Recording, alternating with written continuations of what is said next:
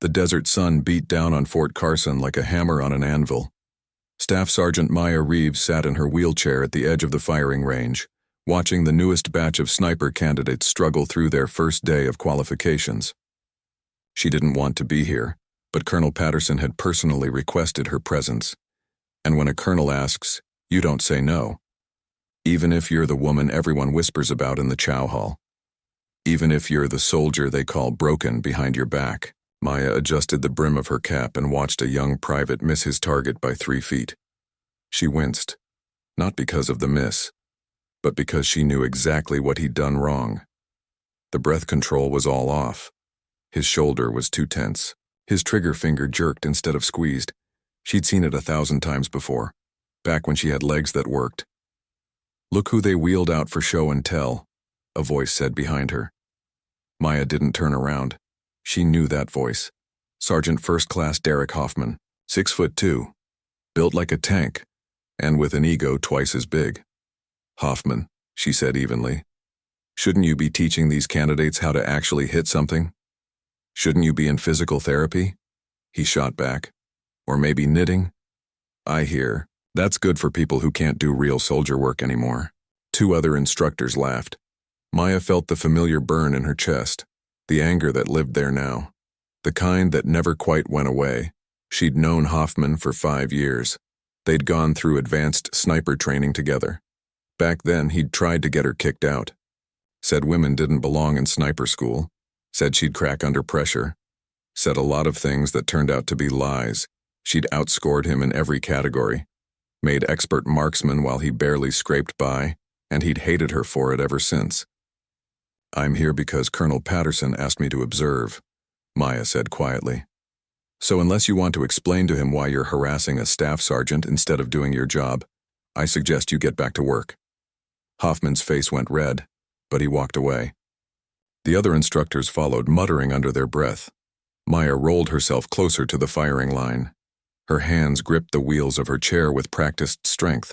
6 months ago, she'd been running 10 miles a day, climbing mountains, carrying a 50-pound pack like it was nothing. Then came the convoy in Afghanistan. The IED buried in the road. The explosion that flipped their vehicle like a toy. She remembered the fire, the screaming, the smell of burning rubber and something worse. She remembered pulling Private Chen from the wreckage even though she couldn't feel her legs anymore. Remembered dragging him 20 feet away before the fuel tank exploded. Remembered waking up 3 days later in a hospital in Germany, with a doctor telling her she'd never walk again. The blast had severed her spinal cord at the L1 vertebra. Complete paralysis from the waist down. They told her she was lucky to be alive. Told her she'd saved Chen's life. Told her she was a hero. But they didn't tell her how to stop being a soldier when your body wouldn't cooperate anymore. Staff Sergeant Reeves? Maya looked up. A young woman stood there, maybe 22 years old, with nervous eyes and a rifle slung over her shoulder. Private First Class by the rank on her chest. Yes, Private? I'm sorry to bother you, ma'am, but I saw you watching, and I wondered if you had any advice. I keep missing left. I don't know what I'm doing wrong. Maya studied her. The other candidates were taking a water break, but this one had walked over instead. Seeking help. Willing to learn. What's your name? Dalton, ma'am. Sarah Dalton. Show me your stance, Dalton. The young woman positioned herself, settling into a prone shooting position on the dusty ground. Maya rolled closer, examining every detail, the angle of her hips, the placement of her elbows, the way her cheek met the stock. There, Maya said, pointing. Your left elbow. It's too far forward. It's pulling your whole body out of alignment. Bring it back 2 inches, and relax your grip. You're strangling that rifle like it owes you money. Dalton adjusted. Maya could see the difference immediately. Now breathe. Deep breath in. Let half of it out. Hold. Squeeze the trigger like you're surprising yourself. The shot cracked through the air. Bullseye. Dalton's eyes went wide. Holy. I mean, yes, ma'am. Thank you, ma'am. Practice that 50 more times, muscle memory. Your body needs to remember what right feels like. Yes, ma'am. Dalton scrambled up and jogged back to the line, excitement written all over her face. Maya watched her go and felt something she hadn't felt in months. Useful, real cute. Hoffman again. He'd circled back, arms crossed over his chest. Playing teacher from your little chair. You know what Colonel Patterson is doing, right? He feels sorry for you. This is charity. Pity work. Making the crippled, veteran feel included before they ship you off to some desk job in Kansas. Maya met his eyes. Is there a point to this, Hoffman? Or do you just enjoy the sound of your own voice? The point is you don't belong here anymore. This is a sniper range. For real snipers. Not washed-up has-beens who can't even stand at attention. I can outshoot you sitting down, Hoffman. We both know it. His jaw clenched. Big talk from someone who'll never deploy again. You're done, Reeves. Accept it. He walked away before she could respond. Maya sat there, hands trembling with rage. The worst part was he wasn't entirely wrong. She would never deploy again. Never go back to the field. Never feel the weight of a mission on her shoulders, or the satisfaction of a target eliminated from 1,000 yards away. That life was gone, and some days she wasn't sure who she was without it. The rest of the day crawled by. Maya watched the candidates shoot, watched them fail, watched the instructors bark criticism without actually teaching anything useful. By the time the sun started sinking toward the horizon, her back ached from sitting and her head pounded from the heat. Colonel Patterson found her as the candidates were cleaning their rifles. Staff Sergeant, walk with me. Maya almost smiled at the word choice, but she followed him as he strolled toward the observation building. He was in his 50s, gray at the temples, with the kind of calm authority that came from 30 years of service. How'd they look? He asked. Terrible, sir. Half of them won't qualify. Their fundamentals are all wrong. That's what I thought, too. He stopped and turned to face her. Maya, I'm going to be straight with you. This program is failing. Our qualification rates are at 30%. 30. We're supposed to be producing elite marksmen, and we're barely producing anyone who can hit a target at 300 yards. With respect, sir, the instructors aren't teaching. They're just criticizing. I know. That's why I asked you here. I wanted you to see it yourself. He paused. I want you to take over the program. Maya stared at him. Sir, you're the best sniper instructor this base has ever had. Before your injury, you had a 92% qualification rate. Your students went on to win competitions, save lives, complete impossible missions. I need that again. Colonel, I can't. I'm in a wheelchair. I noticed. And the other instructors won't respect me. The candidates won't take me seriously. And frankly, sir, I can't demonstrate half the positions anymore. Patterson leaned against the building wall, his expression thoughtful. When I was a lieutenant, I had a platoon sergeant who'd lost his right arm in Desert Storm. Everyone said he couldn't do his job anymore. Said he should retire. But he was the best tactical mind I ever served with. He taught me more about leadership in 6 months than I'd learned in 4 years at West Point. He looked directly at Maya. Your legs don't make you a good sniper, Staff Sergeant. Your brain does, your instincts, your ability to read wind, distance, angles, your ability to stay calm when everything is chaos. None of that is in your legs. Maya felt something crack inside her chest, something that had been frozen since the hospital. The instructors will fight me, sir. Let them. You outrank most of them anyway. Hoffman will make it hell. Hoffman is being transferred to Fort Benning in 3 weeks. He doesn't know it yet. Patterson smiled slightly. Turns out his qualification rates are unacceptable. Maya looked out at the range, at the target standing silent in the fading light, at the place where she'd once felt most alive. When do I start, sir? Tomorrow, 0600. I'm giving you the next class of candidates 12 weeks to get them qualified. He straightened up. And Maya, I don't want 30%. I want your 92% back. Yes, sir. He walked away, leaving her alone. With the desert wind and the weight of an impossible mission, Maya sat there as the sun disappeared and the stars came out. Somewhere in the distance, she heard the sound of soldiers singing cadence as they ran. Once upon a time, she'd been running with them. But maybe Patterson was right. Maybe being a soldier wasn't about what your body could do. Maybe it was about what you refused to give up. She rolled herself toward the parking lot where her modified van waited. Tomorrow would come early, and she had a program to save. But tonight, for the first time in 6 months, she felt like Staff Sergeant Maya Reeves again. Not the woman in the wheelchair, not the injured veteran, the sniper, and God help anyone who underestimated what she could still do. The alarm went off at 4:30 in the morning. Maya was already awake. She'd been awake since 3, staring at the ceiling of her small apartment on base, running through lesson plans in her mind. 12 weeks, 12 candidates, everything riding on whether a woman in a wheelchair could command the respect of soldiers who'd been taught that strength meant standing on 2 feet, no pressure. She transferred from bed to wheelchair with practiced efficiency. 6 months had taught her a lot about movement, about leverage, about using her upper body in ways she'd never imagined. Her arms were stronger now than they'd ever been. She could do a pull-up with 50 pounds strapped to her waist, could transfer her entire body weight with just her hands.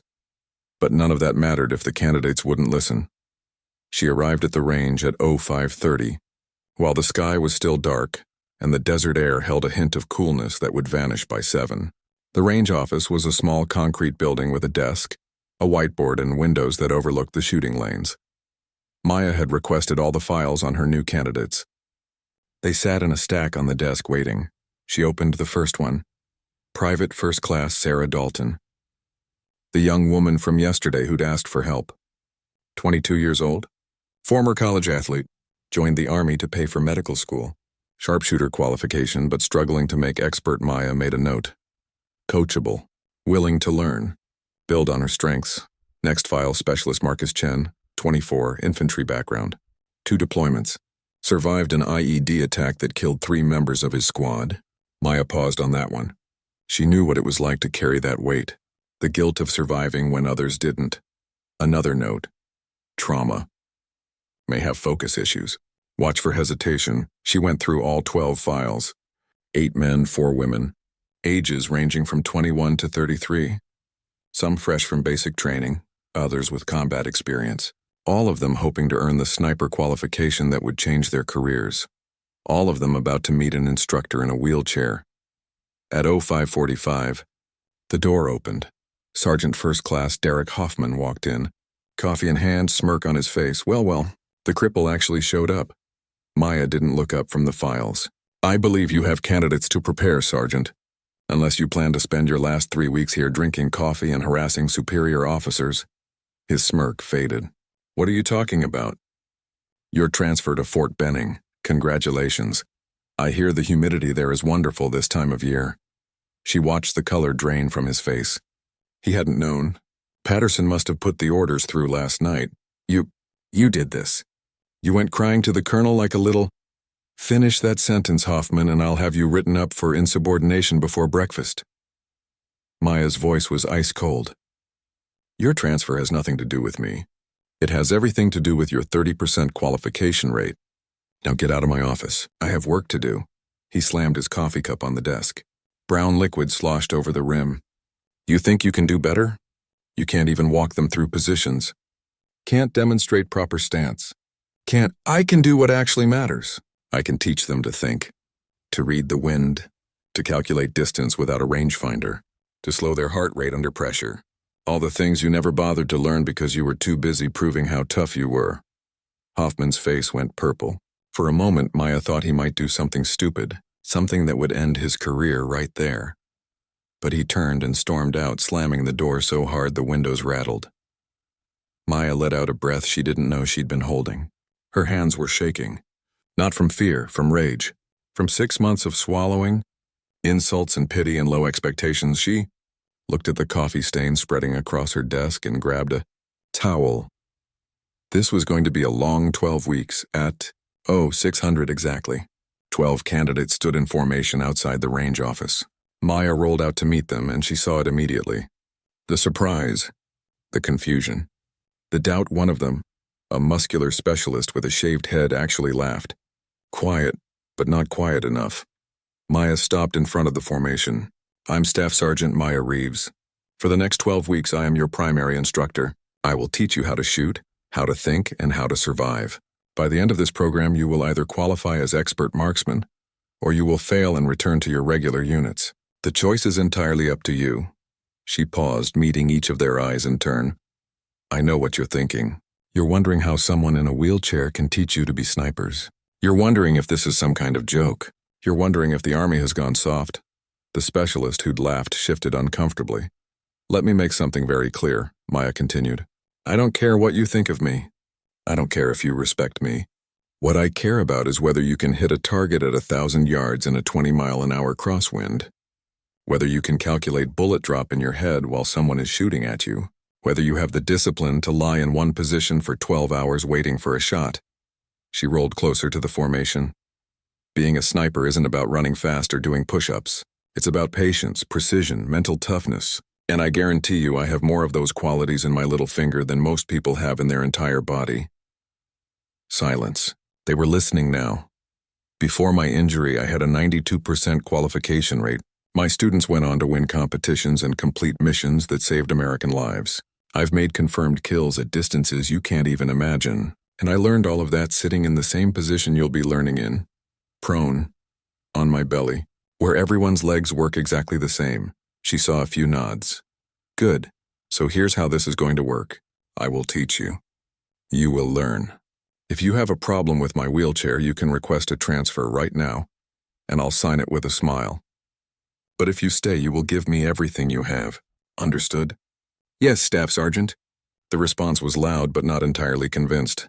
I said, "Is that understood?" "Yes, Staff Sergeant." "Better." "Good." Private Dalton, front and center. Sarah Dalton jogged out of formation, confusion on her face. Yesterday, Private Dalton was missing every shot to the left. I gave her one piece of advice. "Show them what happened, Dalton." Dalton looked nervous, but she moved to the firing line, settling into position with her rifle. Maya had set up a target at 300 yards before the candidates arrived. "Whenever you're ready, Private."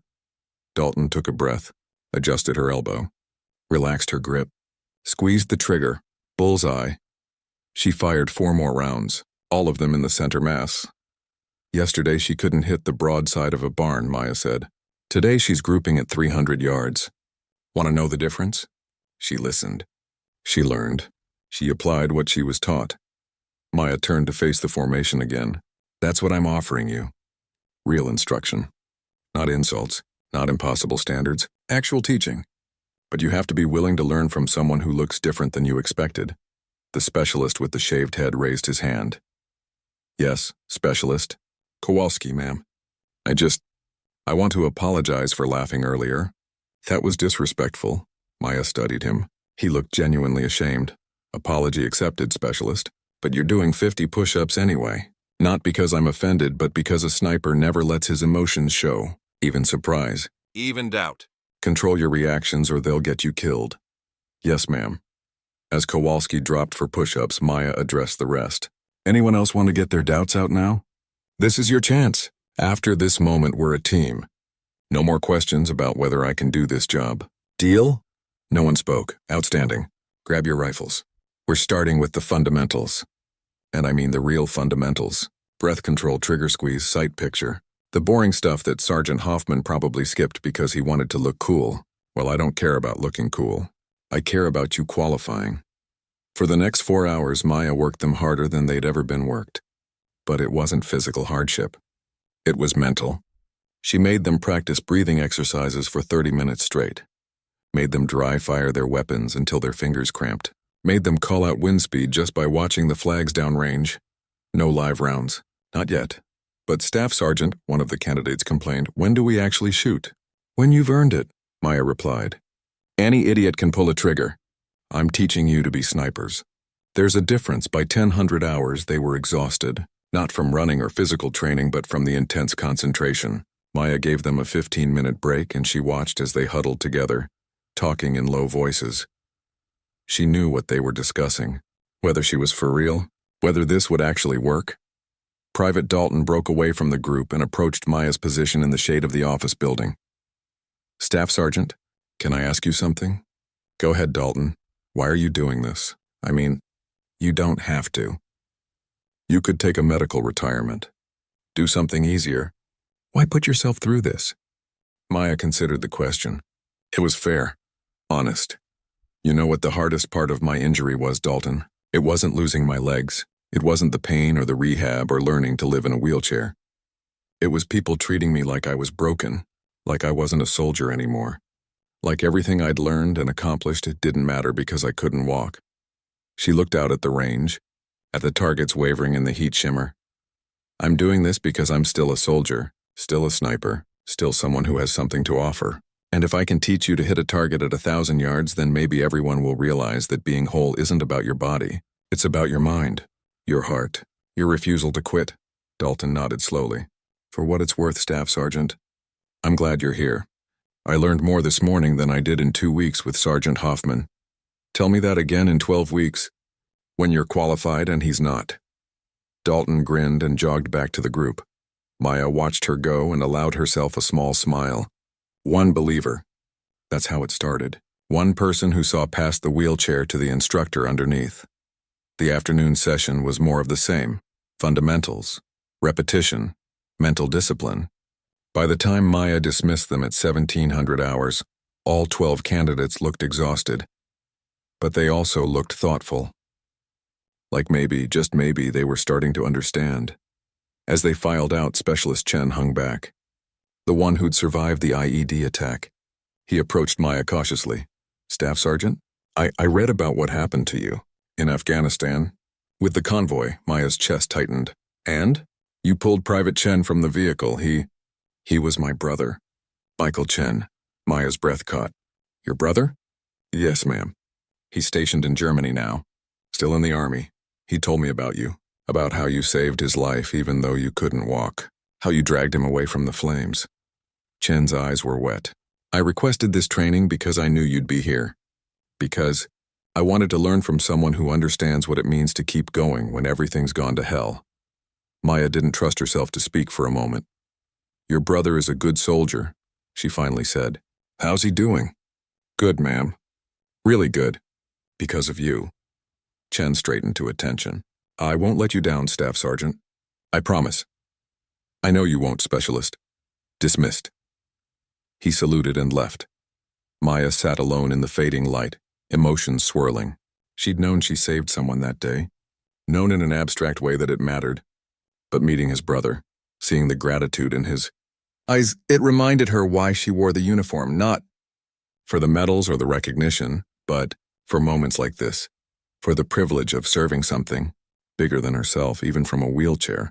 Week 3 brought the first real test, live fire qualification at 500 yards. Maya had spent the previous 2 weeks drilling fundamentals until her candidates could recite them in their sleep. Breathing patterns, trigger control, reading mirage and wind, calculating elevation adjustments, all the mental work that separated snipers from regular shooters. But now came the moment of truth. Could they actually hit what they were aiming at? The candidates assembled at 0600, rifles cleaned and ready. Maya noticed they stood differently now. More confident, more focused. Even Specialist Kowalski, who'd laughed that first day, had become one of her most dedicated students. Today you shoot for real, Maya announced. 5 rounds each at 500 yards. To qualify, you need 4 out of 5 in the center mass. Miss that standard, and you'll repeat this week until you get it right. She paused, scanning their faces. But here's what I actually care about.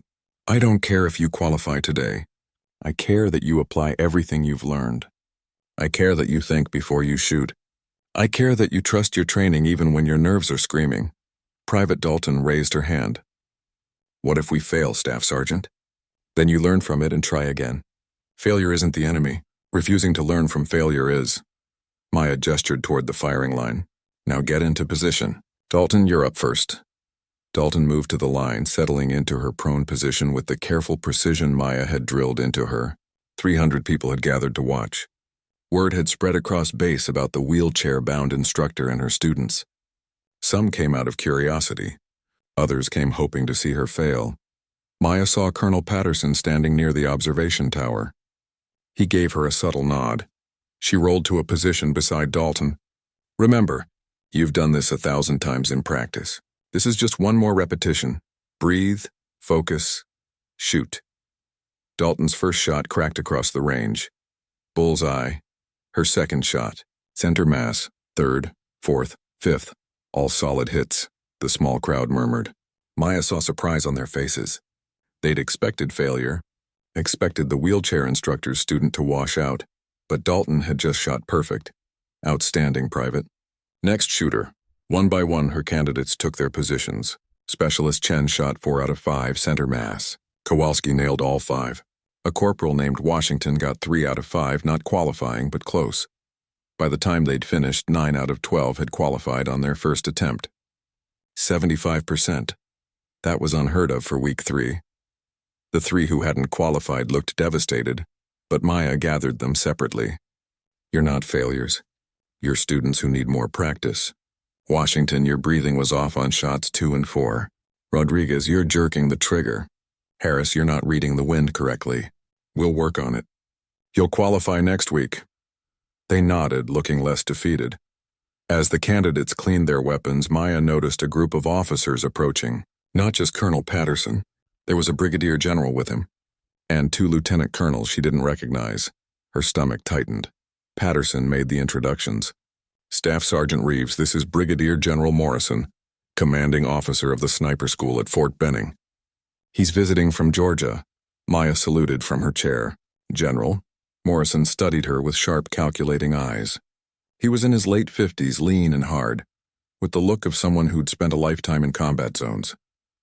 Staff Sergeant, I've been hearing interesting things about your program. 75% qualification rate on week 3.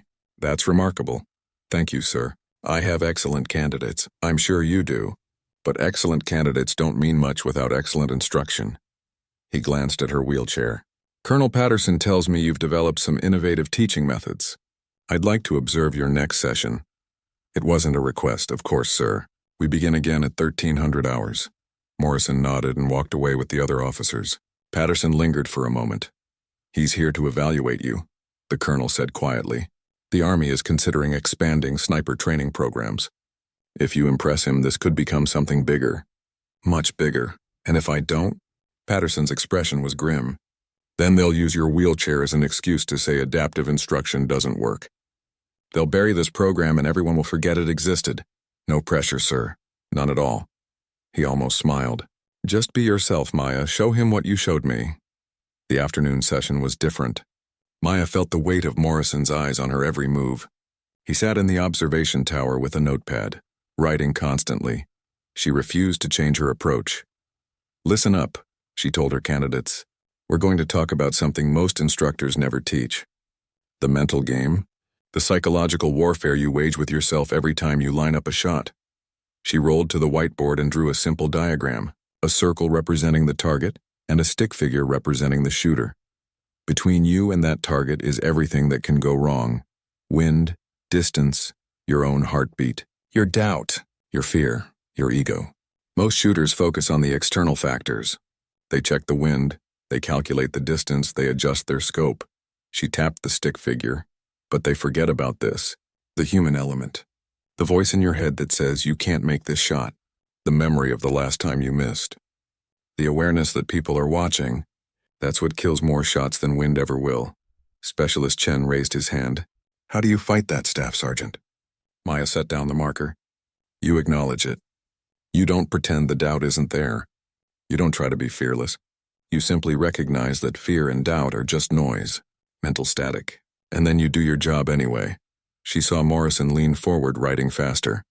I want each of you to take a shot at 700 yards. Before you shoot, I want you to tell me one doubt you're having, out loud.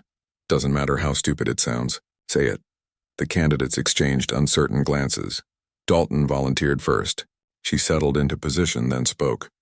I'm doubting whether I can hit at this distance. It's farther than I've ever shot successfully. Good, now shoot anyway. Dalton fired. Hit center mass, Chen went next. I'm afraid of letting you down, Staff Sergeant. After everything you've done for my family. Shoot anyway, he fired. Another hit. One by one, they verbalized their doubts and shot anyway. It was unconventional. Strange. Nothing like traditional military training. But it worked. By the end of the session, they'd shot 70% accuracy at 700 yards. Unheard of for week 3 students. Morrison approached Maya afterward. Patterson trailed behind him, looking nervous. Staff Sergeant, That was the most unusual training session I've ever witnessed. Maya braced herself for criticism. It was also the most effective. Morrison continued. You're teaching them to be complete shooters. Not just technicians, but warriors who understand their own minds. That's rare, very rare. Thank you, sir. I want you to present your methods at the Sniper Symposium next month. Fort Benning. 3 days. You'll brief senior instructors from every branch of service. Maya's heart nearly stopped. Sir, I'm honored, but nothing. You've proven that adaptive instruction works, that innovation matters more than tradition. The Army needs to see this. He glanced at her wheelchair. All of it. After he left, Maya sat in stunned silence. Patterson put a hand on her shoulder. Congratulations, Maya. You just changed everything. But changing everything came with a price. That night, Maya returned to her apartment to find her door covered in graffiti. Words spray-painted in red. Cripple. Fake. Charity case. Her hands shook as she stared at the hateful words. She knew who'd done this. Hoffman was still on base for another week. Still bitter. Still trying to prove she didn't belong. But Maya didn't report it. Didn't make a scene. She simply got cleaning supplies and scrubbed every word away until her arms ached and her shoulders burned. Because that's what soldiers did. They endured. The next morning, she arrived at the range at 0500, an hour earlier than usual. She needed time to think, to prepare, to remind herself why this mattered. She found Hoffman waiting for her. He leaned against the range office, arms crossed, smirk firmly in place. Heard you're going to Fort Benning, playing inspirational cripple for the generals. Must be nice, riding your wheelchair all the way to the top. Maya rolled past him without responding. I'm talking to you, Reeves. And I'm ignoring you, Hoffman. Just like I've ignored every pathetic attempt you've made to break me. You vandalized my door. You spread rumors. You mocked me in front of my candidates. And yet here I am, still teaching, still succeeding. Still everything you're afraid you'll never be. His face went dark. You think you're so special. But you're not. You're just a charity project. A feel-good story for the Army to pat itself on the back about inclusion. Maya stopped, turned her chair to face him directly. You want to know what makes me special, Hoffman? It's not my wheelchair. It's not my injury. It's the fact that I've qualified more snipers in 3 weeks than you did in 3 years. It's that my students actually respect me because I teach them instead of belittling them. It's that when I had the chance to save a life, I did it, even though it cost me my legs. She rolled closer. What have you sacrificed, Hoffman? What have you given up for anyone but yourself? You're bitter because you're mediocre. Because deep down you know that even sitting down, I'm twice the soldier you'll ever be. I'm not finished. You have 1 week left on this base. I suggest you spend it packing and staying out of my way.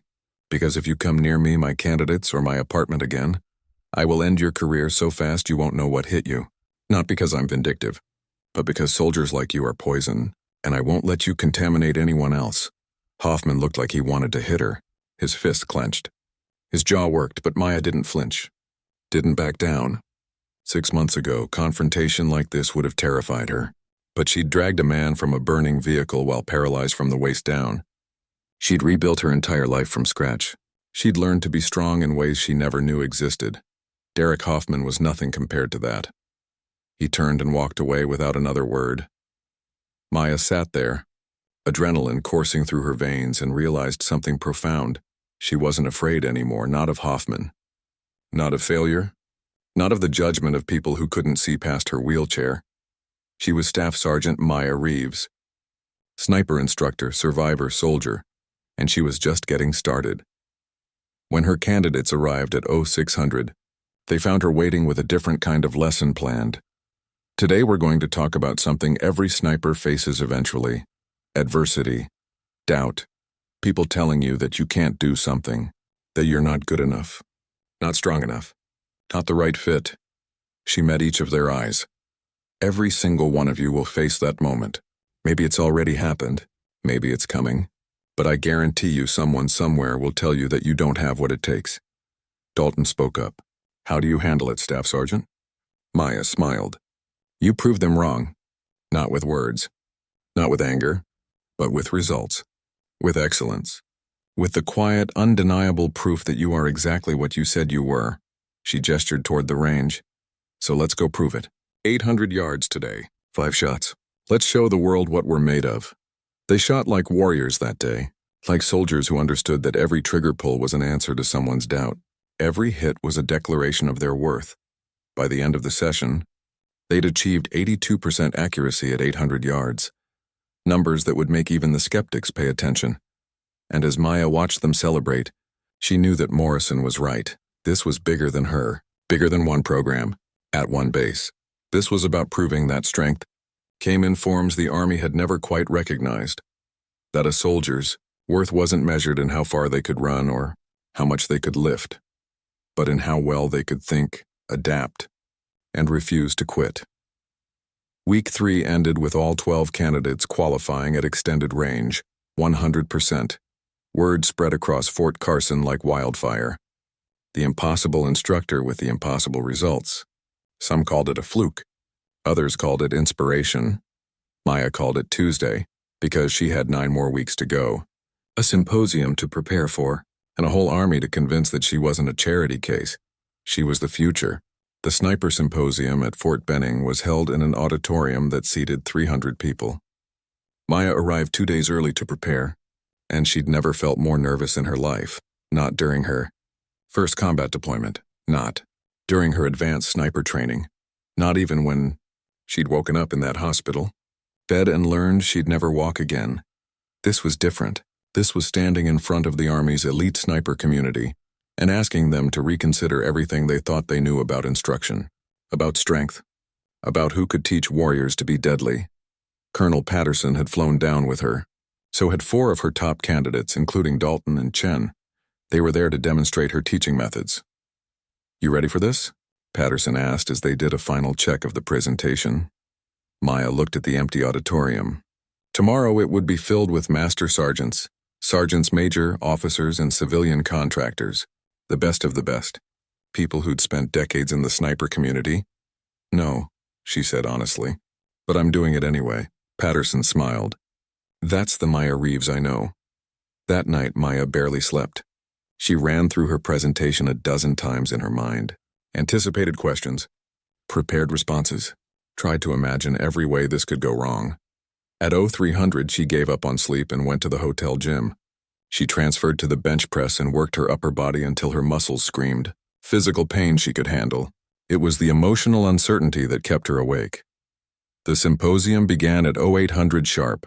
Maya rolled onto the stage, and she heard the murmurs immediately. Saw the surprised faces, the skeptical expressions. 300 of the military's finest snipers and instructors, and she was asking them to listen to a woman in a wheelchair. Brigadier General Morrison introduced her. Staff Sergeant Maya Reeves has achieved what many thought impossible. In 8 weeks, she's brought her qualification rate to 95%. Her students are out shooting candidates who've been in training for months. She's done this with innovative methods that challenge our traditional approaches. I ask you to listen with open minds. Maya took a breath and rolled to the microphone. "Good morning. My name is Maya Reeves, and 6 months ago I thought my career as a soldier was over.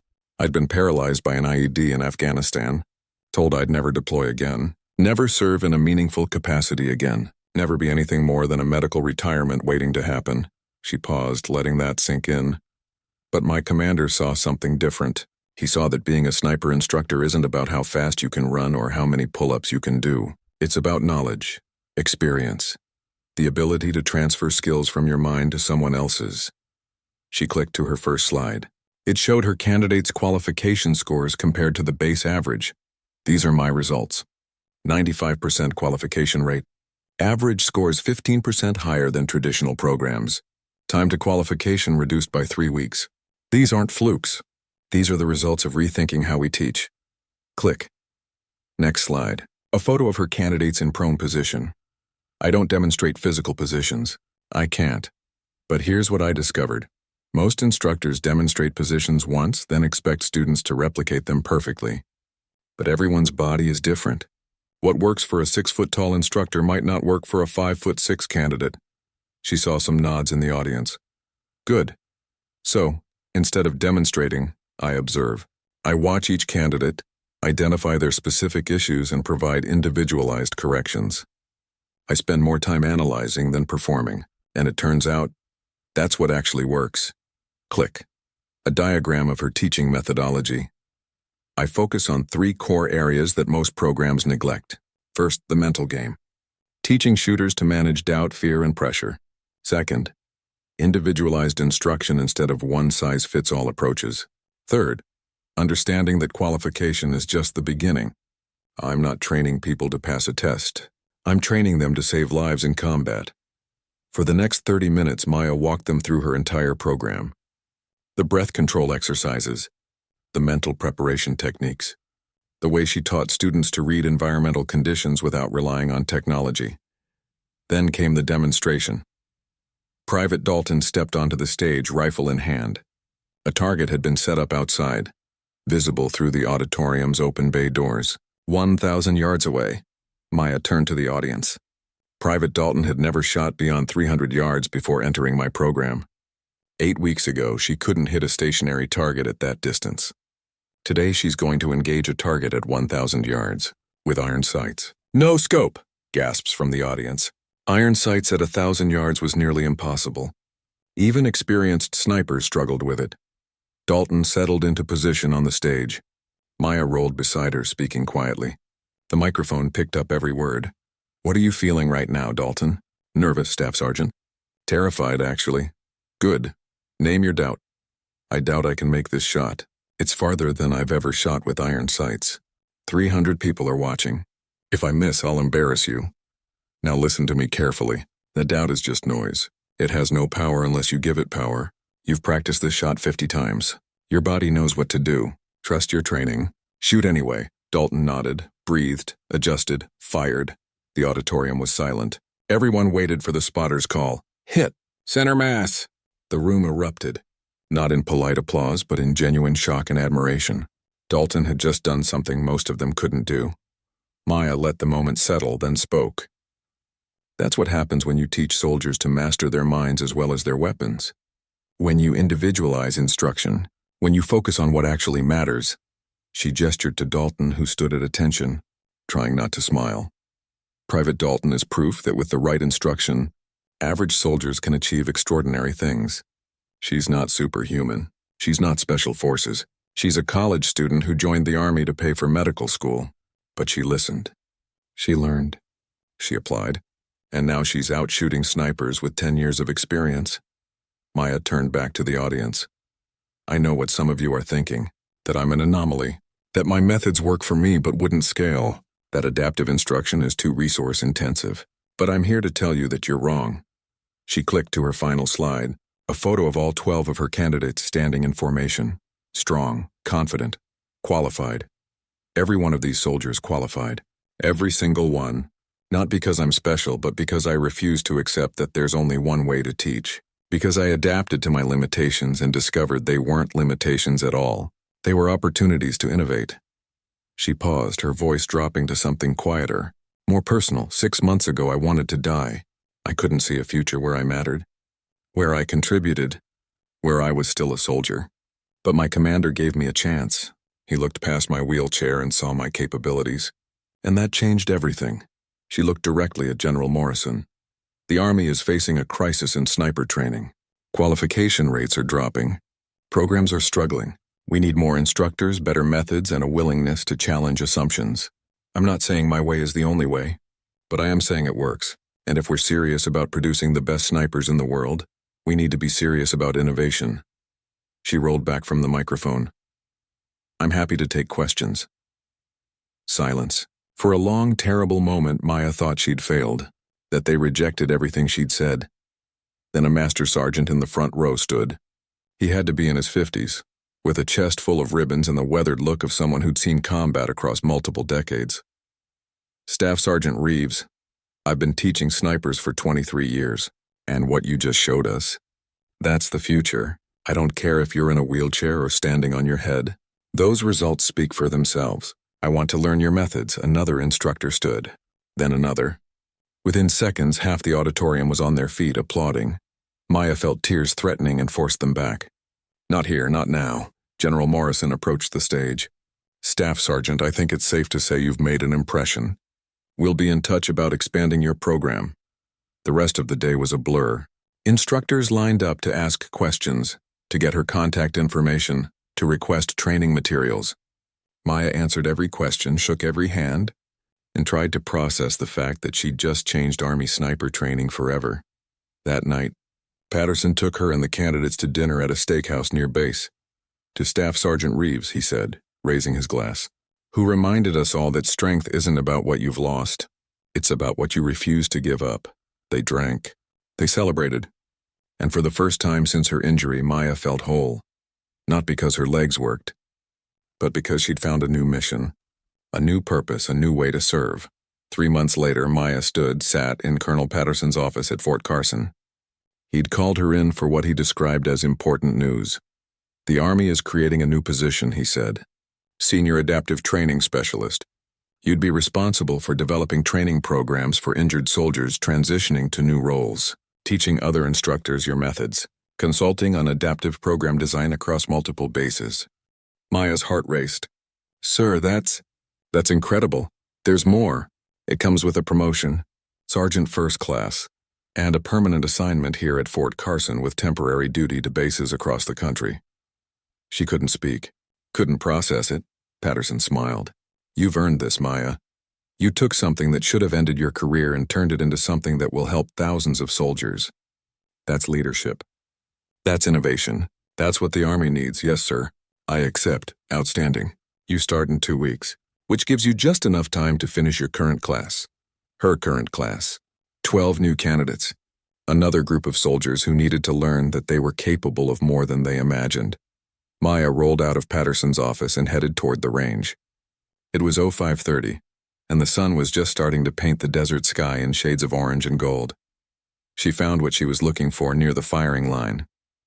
A small memorial someone had placed there. It was a photo of her and her first class of candidates, all 12 of them, standing and sitting together. Someone had written underneath, they mocked her wheelchair. She qualified every sniper on base. Maya smiled. The story had taken on a life of its own, grown bigger than the reality. She hadn't actually qualified every sniper on base, just her candidates. But the truth was better than the legend, because the truth was about a woman who refused to let other people's limitations define her, who took the worst moment of her life and transformed it into purpose, who proved that strength came in forms the military had barely begun to recognize. She heard footsteps behind her. Dalton jogged up, already in her training gear. Morning, Staff Sergeant. I heard about your promotion. Congratulations. Thank you, Dalton. You ready for today's session? Yes, ma'am. We're running the final qualification, right? 1,200 yards? That's right. Think you can handle it? Dalton grinned. Staff Sergeant, you taught me that doubt is just noise, so yeah. I can handle it.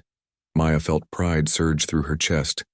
This was why she served, not for the promotions or the recognition, but for moments like this, for soldiers like Dalton who discovered strength they never knew they had. Then let's get started. We've got work to do. As they moved toward the range, Maya thought about the long road that had brought her here. The explosion, the hospital, the despair, the mockery, the doubt, and then the fight, the refusal to quit. The slow, painful process of rebuilding herself into something new. Something stronger. She'd lost her legs, but she'd found her voice. She'd lost the ability to walk, but she'd gained the ability to teach, to inspire, to change the way the Army thought about what soldiers could be. Derek Hoffman had been right about one thing. She would never deploy again, would never go back to the field, would never be the soldier she'd been before the explosion. But he'd been wrong about everything else because she wasn't broken. She wasn't finished. She wasn't less than she'd been, she was more. More patient, more innovative, more determined, more capable of seeing potential in places others overlooked. She was Staff Sergeant Maya Reeves, soon to be Sergeant First Class, sniper instructor, innovator, survivor, and she was just getting started. The candidates assembled at 0600 for the final qualification. 12 soldiers who'd started as raw recruits and had been transformed into expert marksmen. 12 people who'd learned that limitations were often just invitations to innovate. Maya addressed them one final time as a group. Today you qualify at 1,200 yards. Hit 4 out of 5 shots and you earn your sniper qualification. Miss that standard and you try again tomorrow. But regardless of what happens today, I want you to remember something. She looked at each of them in turn. You are not the same soldiers who showed up 8 weeks ago. You've learned to control your breathing, your mind, your fear. You've learned that precision matters more than power. That patience beats aggression. That thinking is just as important as shooting. She paused. But most importantly, you've learned to see past the surface, to recognize that strength comes in unexpected forms. That leadership isn't about being the loudest or the strongest. It's about being the most effective, the most knowledgeable, the most committed. Private Dalton raised her hand. Staff Sergeant? Can I say something? Go ahead, Dalton. When we started this program, some of us had doubts about whether someone in a wheelchair could teach us to be snipers. But you didn't just teach us to shoot. You taught us to think differently, to question assumptions, to never give up no matter what obstacles we face. Dalton looked at the other candidates who nodded in agreement. You're not just our instructor, ma'am. You're proof that the only real limitations are the ones we accept, and we're better soldiers because of you. Maya felt the tears coming, and this time she didn't fight them. Thank you, Dalton. All of you. Now let's go earn those qualifications. One by one, they took their shots. 1,200 yards, wind gusting to 15 miles per hour, temperature climbing toward 90 degrees. And one by one, they qualified. Not 75%. Not 95%, 100%. 12 soldiers. 12 new snipers. 12 proof points that Maya's methods worked. As the last candidate fired her final round, General Morrison stepped out of the observation tower. Maya hadn't known he was there. He'd flown in specifically to watch the final qualification. He approached with another officer, a colonel Maya didn't recognize. Staff Sergeant Reeves, Morrison said, I'd like you to meet Colonel Sarah Chen. She's going to be heading up the new Adaptive Training Division at the Pentagon.